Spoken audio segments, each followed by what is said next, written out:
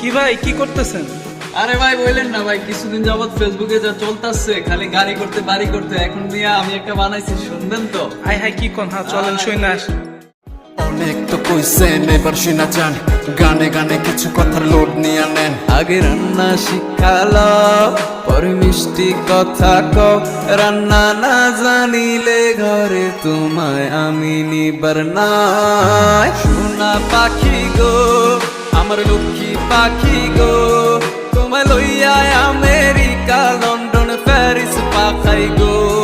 যদি রান্না না জানো, আমার কথা না শুনো, তোমায় লইয়া আমি ফরমু জ্বালাই তুমি